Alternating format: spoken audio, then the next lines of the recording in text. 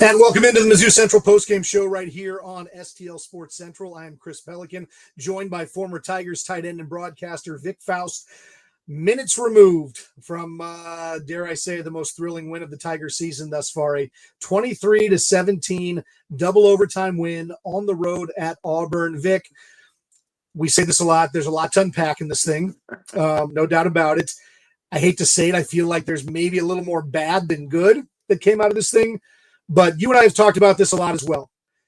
In the SEC, in college football in general, winning is not easy. So you take your wins how they come. This one is a win. It's a road win in the SEC. So despite the fact that there were many moments that were not attractive that we can talk about over the course of the next 30, 45 minutes, whatever it ends up being, they still won. And I feel like we got to start there. We've got to feel very good about them finding a way. Am I wrong? No, I haven't smiled all night, so I'm going to smile right now. Holy moly. Pelican, I've been following Mizzou football since 1990, and I literally, for the last 5 minutes, have been thinking about a game that is similar to this one or that reminded me since 1990, and there's not one game in 5 minutes of thinking as soon as the game ended that reminds me of what happened tonight. And real quick on what you just said, didn't Georgia get really, really, really lucky to win at Auburn last week? Yeah, absolutely. Yeah. So there you go. So that's like, I'm like all over the place. Yes, it's a positive.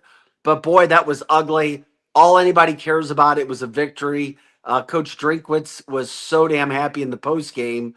And I mean, I hate how they won, but damn, we're Mizzou fans. We did not get Mizzou'd, none of the other BS. We did everything we could to lose the game, but somehow, some way, we found a way to win the game. And I guess I don't even know who to give credit to. They just found a way to win, and I'm almost without words on how it all happened. I guess it's the five play 60-yard drive to tie the game.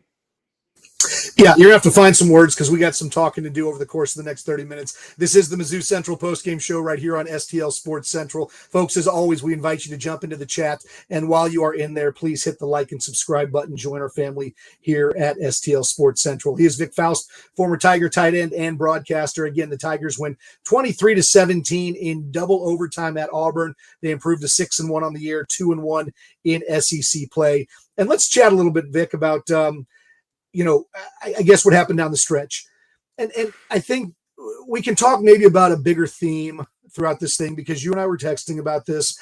I guarantee that every person who was watching this game was sitting there kind of scratching their head about the offensive game plan and what was happening. And, I know last week you were critical of Kirby Moore for not using Ahmad Hardy more against Alabama. This week he got used a lot, was ineffective. Now, I don't think it's, if we're talking about the chess match between coordinators, I feel like, DJ Durkin at Auburn, the defensive coordinator, checkmated Kirby Moore about 9 times in that thing. But he was 100% ready for the stretch run. He was 100% ready for pretty much anything that came out of the backfield. And he relied on his guys to play man coverage with zero safety help, betting that Bo Pribula would not beat him. And the truth is, more often than not, he was right on that. So I guess the question that I have for you is, again, we won. Great, happy day. How concerned are you about the offense right now? Because it seems like DJ Durkin, and again, let's be real, Auburn has a very good defense. That's a defense that's going to give every team they play trouble all season long. No two ways about it. But boy, it seems like the blueprint to mess with Mizzou was unveiled tonight. You figure out a way to load the box. You get a little pressure on Pribula. He struggles on the run. He struggles with pressure in his face. I don't know. It tends to make me a little bit worried based on the fact that there's 5 more games on the schedule against teams that probably have capabilities to do some of the same things that we saw tonight from Auburn. Yeah, I can't agree with you anymore, Chris. Here's the other thing. That blueprint, I think, was laid out last week by Alabama, and then it was perfected by DJ Durkin and Alabama tonight. The only other thing that I can think of from a positive standpoint, and I know they're going to play some really good teams, Missouri will not face a defense who is as good as Auburn tonight. They won't. They play some damn good teams coming up. Not one of them, including Texas A&M, has a defense as good as Auburn. Well, I think some people might tell you OU is in that same ballpark. I mean, Vandy's defense has been exceptional this year. I mean, everybody talks about Diego Pavia, rightfully so, but Vandy's defense is really good as well. They're good. But you might be right, Vic. You might be right. I mean, this Auburn defense, what they've done for 4 straight games against all ranked teams and the point totals and the yardage, I think it's the best defense they're going to see. Somehow, some way, they found a way to win. I still was not happy with Kirby Moore, and I'll tell you why. We went from underusing him to overusing him. And how many times did we use any of the play action, run action pass with Ahmad Hardy? How many times did you see Bo Pribula go to hand the ball off to Hardy, pull it back, and then throw to a slant receiver or a cross receiver? Did you see it happen once? Never. No, I don't believe so. That's what you do. Anybody that knows anything about football knows that when you have that kind of an aggressive defense and linebackers flying and 8 guys on the line and blitzing and forcing Bo Pribula to throw the football, knows you've got to run that. Why? I would just love 5 minutes with Moore to ask him why. Why? You get paid almost $1.5 million a year, and you can't figure out to do that just once?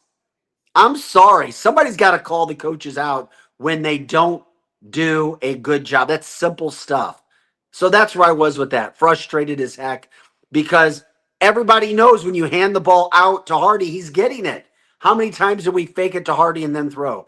I don't remember once. It should be done at least 50% of the time. It just seemed lazy. It's not creative. Somehow, some way, like I said, they found a way to win. And we were giving credit to teams and players on getting better week after week. Missouri's offensive line lost tonight. They did. They were bad. And I'm going to say it again. I mean, C-, D+. They just got beat up. It was embarrassing. It was ugly. And Hardy did everything he could to get the yards that he did get. And thankfully, he is tough. I still call him the best running back in America because of what he's able to do. He is Vic Faust, and now the Brady Bunch squares open up to reveal Brendan Schaefer behind door number 2 right now. He is our man from down in Columbia, Missouri, so somebody who knows the Tigers very, very well. Brendan, I guess it's a good thing. We can sit here and we can talk a little bit about the fact that we can be self-loathing fans after a overtime road win in the SEC, but we cleared that out off the bat. So no need for pleasantries. It's great that they found a way to win, and that is a huge milestone for any team, especially when you're winning, on the road in the SEC. Having said that, we are full on picking at the warts in this thing. So your thoughts on kind of what you saw tonight down in Auburn? Yeah, well, I mean, I guess I picked at a lot of the warts on Twitter as the game was going along. I cannot help myself. I am living and breathing every play. But like the fact that they won this therapy, game, right, bud? It's, and it is. And Vic mentioned, calling out when the coaches aren't doing their jobs. I tried that before. It didn't go well for me. So but even at times, I still have to agree with everything Vic was saying about, Kirby Moore, some of the, like, it feels like they're putting Hardy in rough positions because it did become very predictable, some of the ways that they were using him. So that was frustrating. There's so many things in this game that were frustrating because I really do think Missouri is a better football team than Auburn. But, Auburn has played a number of teams that think they're CFP contenders in this conference, and they've lost to all of them. The loss is the key. And for Missouri, it's the win. Like, at the end of the day, there are some things to fix. I'm frustrated because I don't know that some of them will be fixed. Like, we've been talking about Corey Batoon's zone defense for a couple of years. There's just times where I get it. You don't want to give it up over the top, which Vic, a couple of times they did do. But it's so frustrating when they need 8 yards and they're giving you a 9 to 10 yard cushion. And so, like, it's little things like that. The creativity of the offensive game plan. The fact that I get it. Last week, everybody came up with the reasons that we couldn't run the ball because we just simply didn't have the football enough against Alabama. Alabama dominated time of possession. Totally cool. But, man, tonight there were certainly moments, and they're in field goal range to end regulation. Like, all you have to do, you've got timeouts in your pocket. You're terrible sequence. even if with Hardy you feel like it's too predictable and you want to have kind of the pass catching back out there, and Roberts, great, run the halfback draw, get 3-4 yards. And granted, we saw Robbie Meyer miss a 38-yard field goal in overtime, but just to end up with not even a field goal opportunity at the end of that sequence was frustrating. A lot of frustrations, and yet in a week from now, I'll be in Nashville watching the Mizzou team that is probably top 15 in the country, taking on another top 15 in the country team. Everything is still on the table. I would be so frustrated and down in the dumps if they had lost, but I'm having a hard time remembering some of the bad stuff as we're talking about the fact that they won. How did they win that game? I don't know. They were dead and buried. Every Mizzou game is the same. Every Mizzou game is the same. And but Brendan, I feel like that in and of itself, it's kind of like last week, right? Like, they played a bad game against Alabama and had a chance to beat Alabama. I think that we've got to at least take some solace in the fact that they have not played well for 2 straight weeks, and they beat Auburn. They barely lost Alabama. This means I tend to think that this sort of shows that this program has ascended to a level where they cannot play their best football and still win games, which, that's what good teams do. Now, again, I was texting with a friend tonight, and he was like, this team's going to finish 6-6. I'm like, okay. I feel like maybe, but I mean, the truth of the matter is, gun to my head, I don't think I could sit there and say, this is what I think this team is going to finish, because for the last 2 weeks, we have seen them not play well. We have seen opposing coaches poke holes in what their weaknesses are. Yeah. And, and it doesn't get a ton easier. Having said that, they were in the game last week. They won tonight. They're going to play a handful more teams of varying degrees. But again, nobody on that schedule that if you sit there and think that if Bo Pribula comes out with a 70% completion and the play calling mix is good, the defense seems to rise to the occasion. I agree with you. There are, but boy, I mean, it seems like you're right, Brendan. It is there. So again, I don't really know how to feel as a Missouri fan tonight, because again, I think there's a positive from 30,000 feet. If we get down to, the ground level, we see holes everywhere. And so again, I guess I just, as people who are doing this show, where do you guys sit with the program as of this moment? Vic, I'm excited. I'm telling you, I'm excited because they're 6-1. Am I frustrated about some things? Yes, but here's the thing. The defense continues to play just well enough to keep the team in the game. They make plays, don't they? They come up with the plays. Brendan, they do.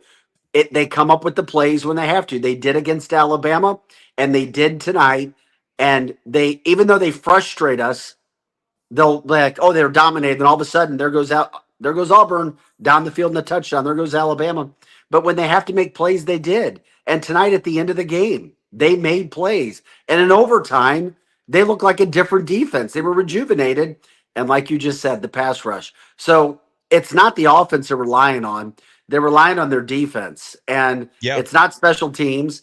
And somehow, some way, they've just been graced with some very, very good fortune to win these games. Well, when it comes to Vanderbilt, that's going to be a whole nother deal. I mean, we can talk about that later.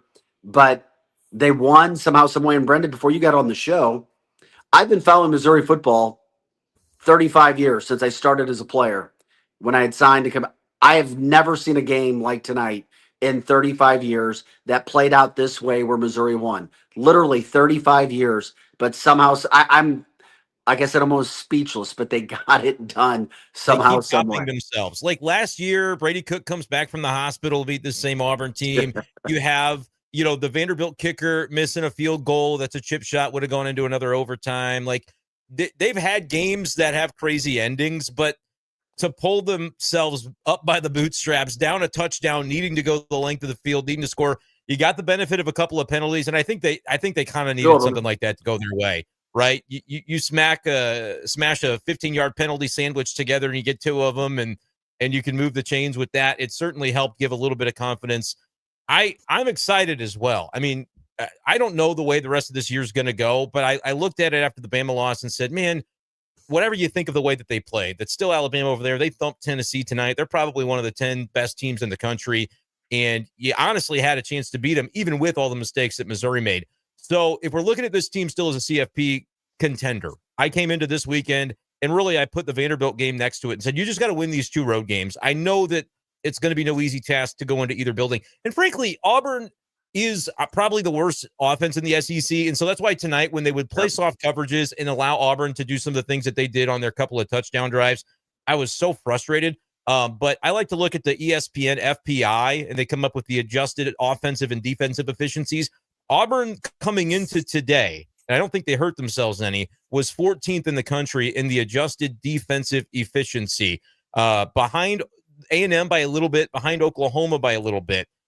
But that's the only 2 teams that's still on Missouri's schedule that's any better than what Auburn was, and it's minuscule differences. That's and frankly, A&M probably after the Arkansas game moves down tonight. So I really do think that we got to recognize, for as bad of a game as the offensive line played, and in the moment I was screaming about it too, I wonder if this is maybe the best pass rush and the best run rush. It wasn't even like it was run blocking. It was just like, come on by, it's a turnstile. Ahmad Hardy's getting hit 3 yards in the backfield. Every time they ran anything up the middle, it was just completely swallowed up. And so you're frustrated about that because Hardy was like the lifeblood of the team. I think they're going to have to continue to stick with the run, and hopefully it does get a little bit easier from here. But I'm excited for all the kind of disjointed nature of the way that they're playing. I love the pass rush. I love the linebackers. I hate the secondary still continues to scare me. But then you look and it's like, even after the Bama game where it was 6 for 15 on 3rd down, 3 for 3 on 4th down, they were still like top 15 in the country in 3rd down defense getting off the field, which is a little bit of a misnomer. What's 4th down defense? Because it really seems like they give it up on 4th down when teams go for it. But like, there's those things that frustrate you, and yet like, maybe we're getting picky because they're still finding ways to come away and win these games. They haven't won the big one. Like, being an 0-3 Auburn team in conference, even on the road, is not the big one, right? Exactly. A&M can still qualify as that. Hell, Vanderbilt qualifies as that at this point. Like, if you go beat that Vanderbilt team, they just beat LSU, and they're a better team than LSU.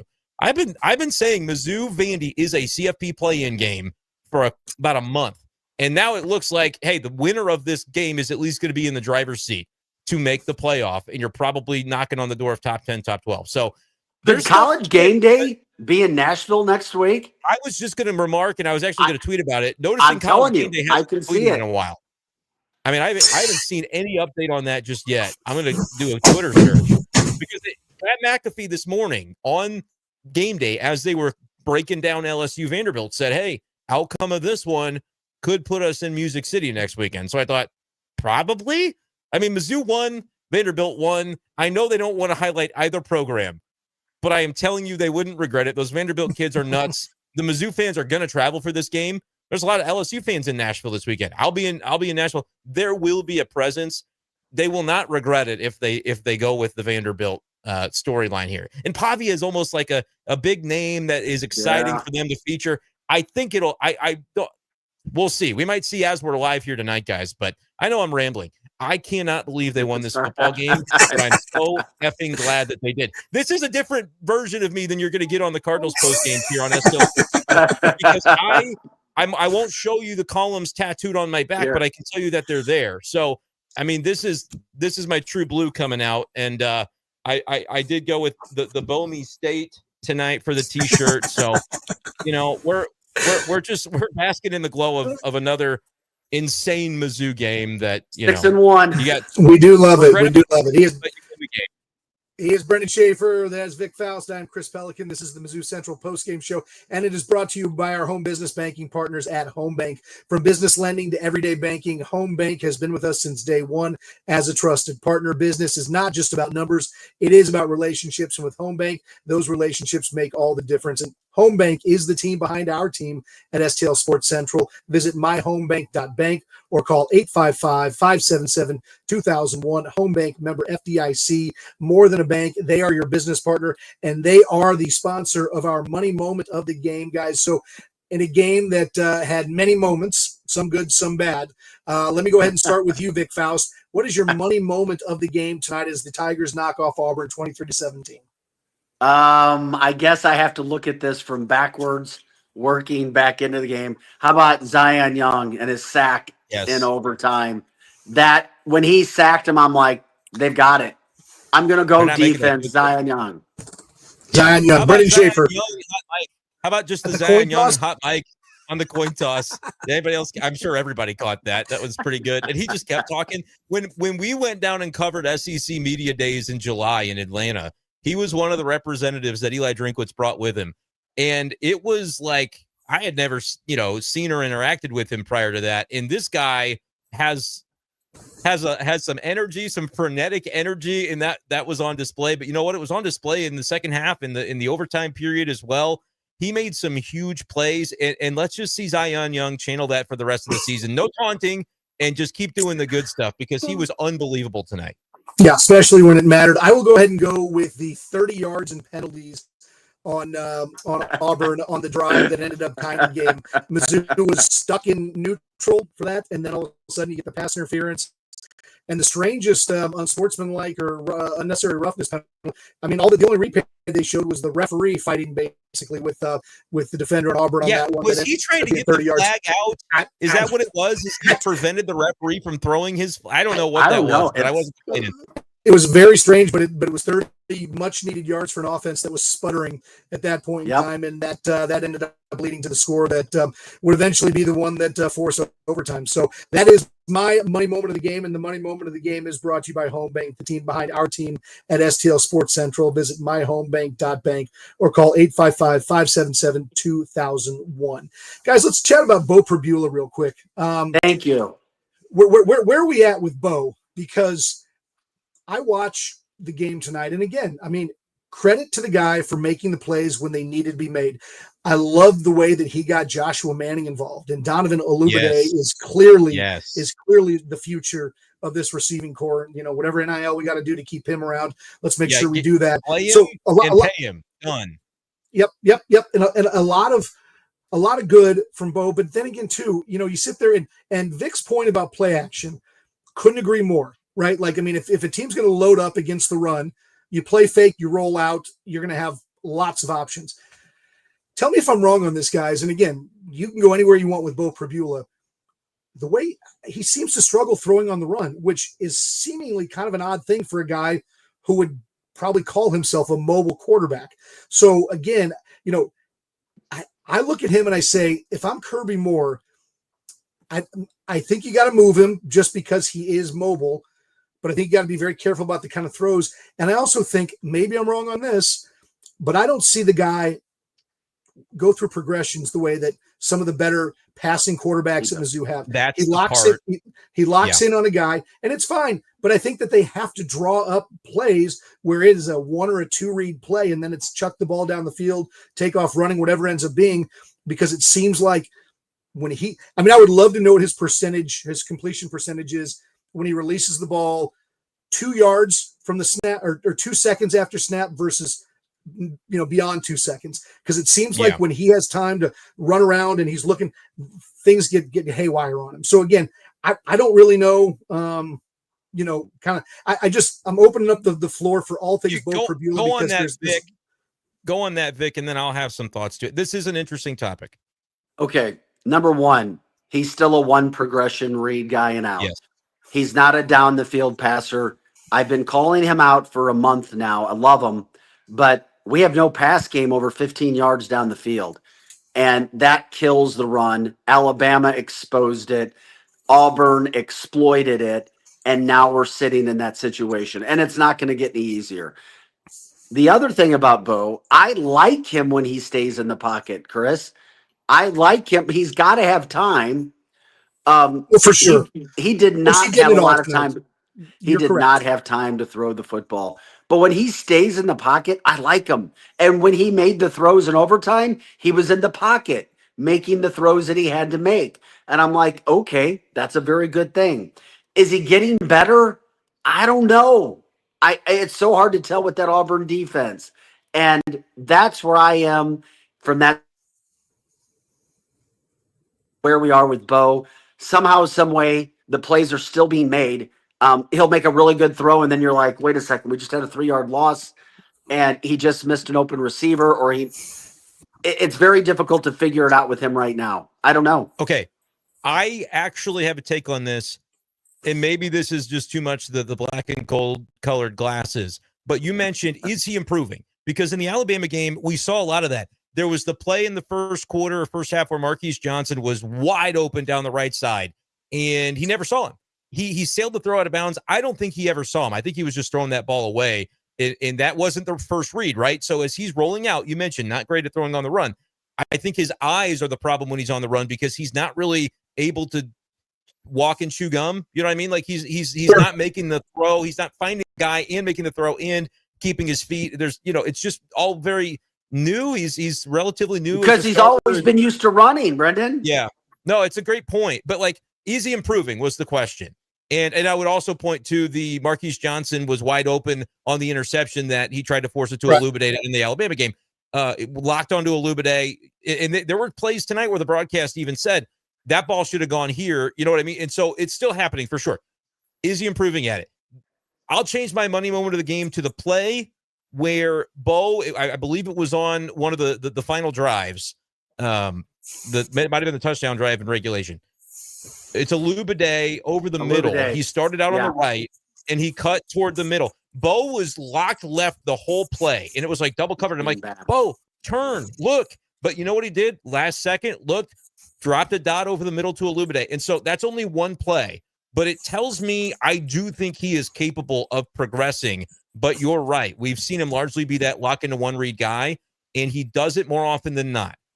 That play, maybe I'm making too much of one play, but I did notice that where I'm like, I don't even know how he got to see Olubade was there and then fired it and made that decision, because he was locked so long on the left. So I think he's making little tiny baby steps toward being able to progress with this. And again, I do think Auburn's defense is just that good. So first road game, his first road start ever in college football, right? Somehow, some way, we got to win out of it. Vanderbilt's going to be rocketed as well, but Vanderbilt's defense is not Auburn's defense. Nope. So I think he can make they're not. I see the Zollers comments I see the Matt Zollers talk. Gang, when Matt Zollers comes into a game because Bo loses his helmet, the only thing they're doing is running the football. Like it. Yes. He may be the future, but he's not the present, and they don't even want to trust him in that spot. And by the way, knowing that we were going to run the football because Zollers was in handling the snap, the fact that Ahmad Hardy scored was unbelievable. Did everybody else have Nate Pete flashbacks? Because I sure did. I was about to throw up. I was like, even after they called the touchdown, I'm like, show me the replay. I need to know that he was in. And it all worked out. He is Brendan Schaefer. That is Vic Faust. This is the Mizzou Central Postgame Show right here on STL Sports Central. And Missouri, get ready.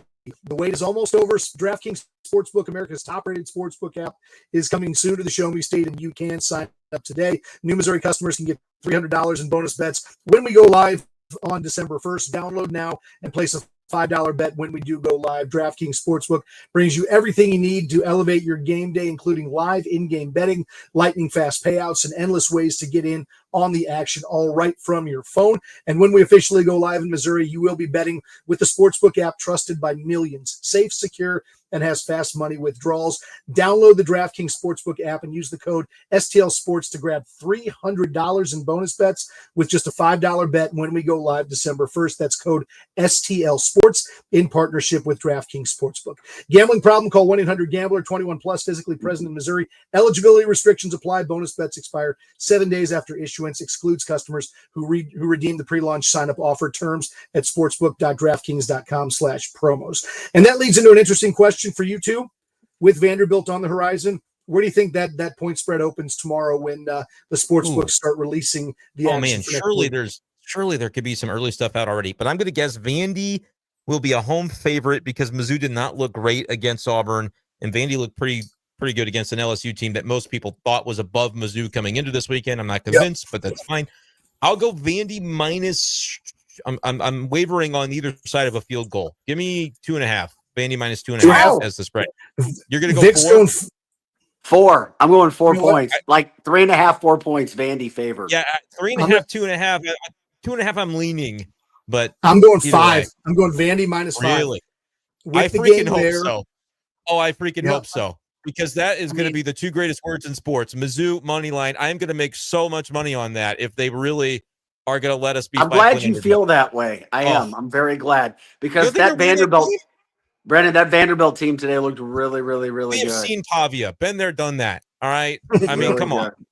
Really good. Pavia's back in the Heisman talk Here's now. what he should be. Did, Here's what I'll say. just see him rip one off today when he scored. Yeah. We got the Yeah, I saw him. See my whole camera. I hope Vandy is mega favored for this game, and I hope they get Uncle game day. Sam's got a -10. Yeah, I hope everybody thinks that, because I will be going the opposite way. By the way, I've bet Vanderbilt, I think, every week of the season, but this is going to be the first week that I don't, because especially if Vandy's favorite. I mean, it's going to be this kind of game probably, but higher scoring. Vanderbilt, very good football team, and I've been saying playoff caliber football team for a long time. If it wasn't December 1st that DraftKings was available, I would already have a Vanderbilt to make the playoff future from like a month. I'm glad you feel that good. No, I think Vanderbilt is a really good team. I've been saying it all year, and people have made fun of me, and now here we are. But now Mizzou, I mean, it's going to need this win, because I think if you lose this one, I think 10-2 gets you in. I'm not that worried about like the scenarios, but if you lose to Vandy, you're telling me we're going to get A&M and at Norman. I think you got to leave room to potentially drop one of those two games. Even though I'm not convinced Oklahoma's offense is great, but the reason you can take Vanderbilt, what was the final score of their game today? I mean, again, they did look really, really good today, but what was it? It was keep talking. I'll tell you in 1 second. I came in, it was 31-24. I came in thinking that LSU's offense is just a dud. They haven't done anything against anybody that I think is really particularly good this year. And so Vanderbilt gave up 24 to an offense that I don't think Mizzou's offense, as bad as it was tonight, I do not believe Missouri's offense is lesser than LSU's. I think Missouri has a better offense than LSU. So I'm not. And LSU is they're more of a throwing team, and Nussmeier also played hurt. So there were some good things to think about from Missouri's standpoint. You can score on Vanderbilt. That's my takeaway. But their offense is going to be completely different than Auburn's. They've got playmakers. Yeah. They've got playmakers. Vandy has playmakers. And I think you can make a case that maybe, with all apologies to Ty Simpson, that Diego Pavia might be the best quarterback that you see in the SEC schedule this year, whereas, Jackson Arnold might be the worst quarterback that you see on the SEC schedule this year. I mean, they talked about Brendan, do you remember the time when, like, there was a period when, after he announced he's leaving OU, that the speculation was there that Mizzou was hot on Jackson Arnold, and I was like, no way. I thought it would be funny. This was before I knew who Bo Pribula was, but I thought it would be funny to get him and beat Oklahoma with Jackson Arnold. But that might not have been possible. He's just, he's just not. He's very limited. He is. For sure. And I hate to throw this out too, but I've heard a few different people tell me that there were simultaneous offers that went out to Bo Pribula and one Fernando Mendoza, and that Pribula was the one who pulled the trigger quicker on that one. So interesting thing for Tiger fans to think about to a degree. It's all good. We're 6-1. It's all good right now. Mendoza's a dog. He's the reason I'm not talking shit on Indiana anymore like I was last year. They're legit. Last year. They are 100 legit. Did you see what happened today? They traded field goals at the end with Michigan State. Indiana kicks one for the cover, and then Michigan State right on the point spread. It's amazing what's happening. Take the cover back. I had Indiana Michigan minus 27 State covered. half, so. Yes, they did. They did it with a totally awful. nothing late field goal. I had Georgia and Indiana together, and both kicked field goals to get to the cover range, like at the same time, and then Michigan State ruined it. Hey, real quick, start time again for next week, Missouri Vanderbilt. 2:30. That's according to our good friend Dave Matter. Okay, so that's a great deal. It's a great time. ESPN. Even if College Game Day doesn't go there, how could College Game Day not come to Columbia the week after if Missouri were to win 7-1? Yeah, and A&M is going to be a top 5 team if they continue to. I don't know who they play next week, but yeah, I agree with you. But this is how crazy the SEC is. We talk A&M, 4th in America, and they gave up 32 points to Arkansas. Arkansas is a good offense, though. I mean, they struggled to win that game at the end. Yeah, and that's the 4th ranked team in America struggling to beat a very average, below average Arkansas team. So that's why I'm like, hey, it's the SEC. We got to win. We're 6-1. And I don't think there's any way Missouri's offense could be as bad tonight next week. There's no way. I agree with that. No, not against Vanderbilt's defense is 41st in that adjusted efficiency. I don't know if this is updated from today. Vandy's offense, number 1 in the country. But Arkansas is considered number 4 in this adjusted efficiency metric that I keep referencing. So like Arkansas can move the ball. That's not going to be any picnic either when Missouri goes down to Fayetteville. But by then, hopefully their season is just like such a lost cause that they don't really care anymore. I hoped we'd get that out of Auburn tonight. I don't really think we did. I think Auburn played to about what they're capable of. They're just very limited offensively, and they've got some dogs on defense. I think we might. I don't know. Do you think Hugh Freeze He is so gone. Tomorrow? He cannot. Yeah. He will not be their coach on Monday. There's no way. I mean, that was a. I'm not trying to pile on, but that was a devastating loss. I mean, that was another scalp for the Missouri Tigers. I agree with Brendan. I think he's gone. He's gone 4 straight. I think I'm going to wake up to that notification tomorrow. All right, kids. Hey, we're gonna wrap this thing up because our good friend Matt Rocchio is on standby with the City Postgame show. So for Brendan Schaefer and Vic Faust, I'm Chris Pelican. This has been the Mizzou Central Postgame show right here on STL Sports Central. Tigers win 23-17 in double overtime against Auburn to improve to 6-1 on the year. Folks, we will see you next week as the Tigers head to Vanderbilt to take on the Commodores in what should be a matchup of a couple of top 15 teams. So we'll see you then. Thanks so much.